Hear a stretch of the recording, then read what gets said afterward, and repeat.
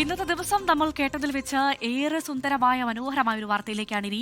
പാലക്കാട് പല്ലശ്ശനയിൽ ചികിത്സാ പിഴവിനെ തുടർന്ന് വലത് കൈ നഷ്ടപ്പെട്ട 9 വയസ്സുകാരിക്ക് കൃത്രിമ കൈ പിടിപ്പിച്ചു. പ്രതിപക്ഷ നേതാവ് വി.ഡി. സതീശനാണ് സാമ്പത്തിക സഹായം നൽകിയത്. കൃത്രിമ കൈകൾ കൊണ്ട് പൂക്കൾ നൽകി പ്രതിപക്ഷ നേതാവിനെ വിനോദിനി സ്വീകരിച്ചു.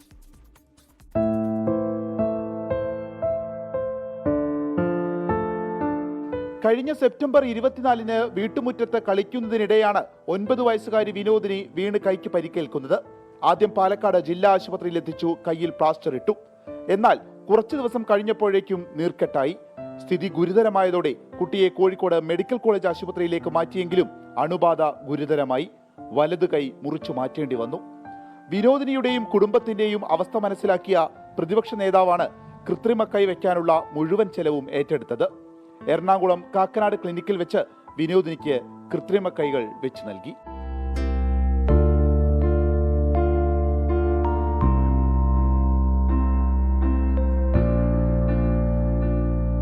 അത് ഭയങ്കര സന്തോഷമായി തീർച്ചയായിട്ടും.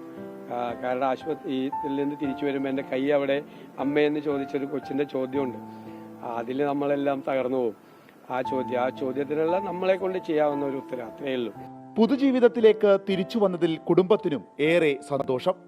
ആശ്വാസമുണ്ട്. എന്താ പറഞ്ഞാൽ നമുക്ക് ഇത്രയും നമ്മൾ ചെയ്തിട്ട് നമുക്ക് കിട്ടിയില്ല, പക്ഷെ ഇപ്പൊ നമുക്ക് കിട്ടി. ഭയങ്കര സന്തോഷമുണ്ട്. വിനോദിനിക്ക് ഇനിയും ഏറെ സ്വപ്നങ്ങളുണ്ട്. വീടെന്ന സ്വപ്നവും സാക്ഷാത്കരിക്കാൻ ഒപ്പം നിൽക്കുമെന്ന് പ്രതിപക്ഷ നേതാവിന്റെ ഉറപ്പ്. 24 കൊച്ചി. ലോകത്തെവിടെയായാലും ഏത് സമയത്തും 24 വാർത്തകളും ഓഗ്മെന്റഡ് റിയാലിറ്റി പാക്കേജുകളും എക്സ്പ്ലെയിനറുകളും വിശദമായി കാണാൻ ഞങ്ങളുടെ യൂട്യൂബ് ചാനൽ നിങ്ങൾക്ക് സബ്സ്ക്രൈബ് ചെയ്യാം.